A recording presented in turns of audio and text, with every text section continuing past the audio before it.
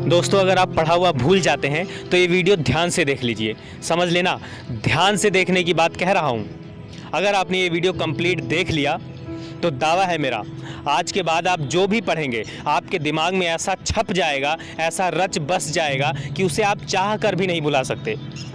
जैसे एक आशिक चाह कर भी अपनी प्रेमिका को नहीं भुला पाता, ठीक वैसे ही आपको पढ़ाई याद होने लग जाएगी। बिल्कुल सीक्रेट फॉर्मूला है, कंप्लीट समझ लेना, प्रैक्टिकल है।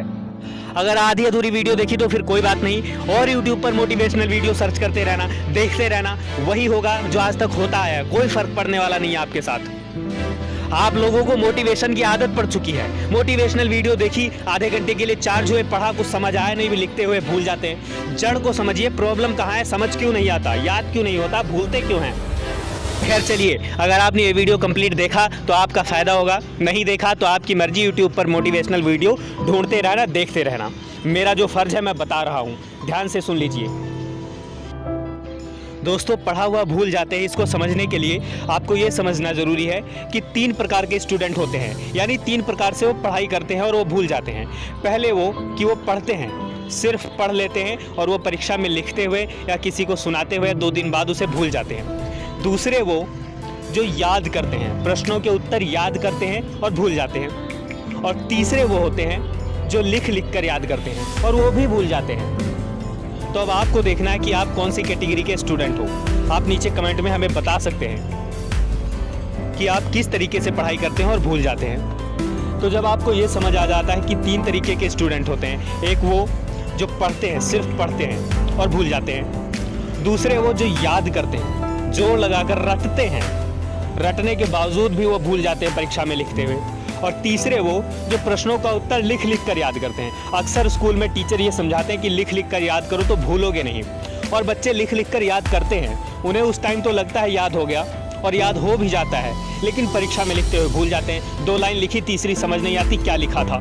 दोस्तों, आप तीनों तरीके में से किसी भी तरीके से पढ़ाई करते हो, आप जब परीक्षा में लिखने बैठते हैं तो आपके दिमाग को ये लगता है, दिमाग के अंदर ये उलझन बनी रहती है कि कुछ तो था, पढ़ा तो था, धुंधली इमेज रहती है, लेकिन समझ नहीं आता क्या था, क्या लिख दें। इसका मतलब एक काम तो आप सही से करते हैं, अपने दिमाग में डाटा सेव कर देते हैं, लेकिन वो सेव करने का तरीका गलत है।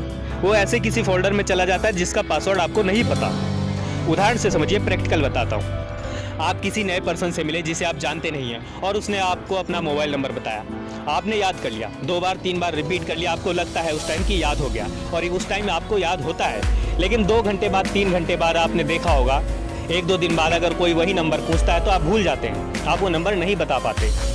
और आप सोचिए, अगर वही नंबर आपसे दिन में 5 बार किसी ने पूछ लिया होता, या 5 बार आपने किसी को बताया होता, अगले दिन फिर आपने 2-3 बार किसी को बताया होता, तो आप भूलेंगे? नहीं भूलेंगे। आप अपना नंबर नहीं भूलते, क्योंकि वो नंबर आप बार बार किसी ना किसी को बताते रहते हैं।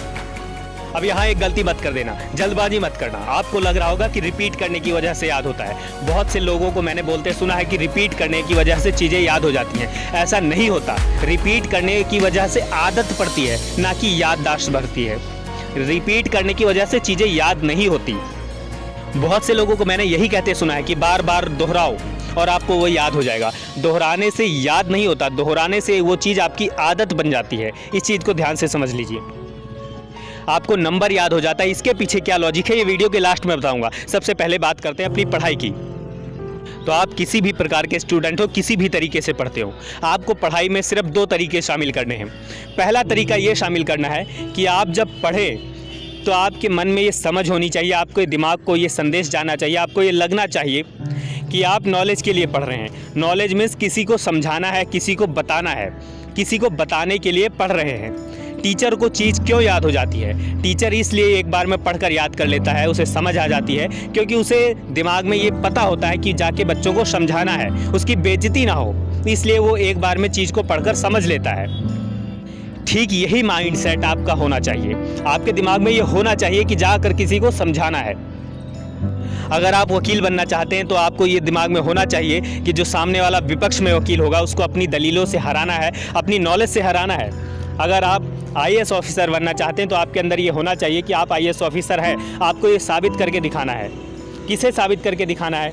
जो आपका इंटरव्यू लेंगे उसे साबित करके दिखाना है। खैर ये तो हुई दूर की बात, आपको जो सिलेबस पढ़ना है उसे भी टीचर के माइंडसेट से पढ़ना है। मेन मुद्दा ये है कि जब आपका माइंडसेट टीचर का होगा तो आप उसे समझ जाएंगे।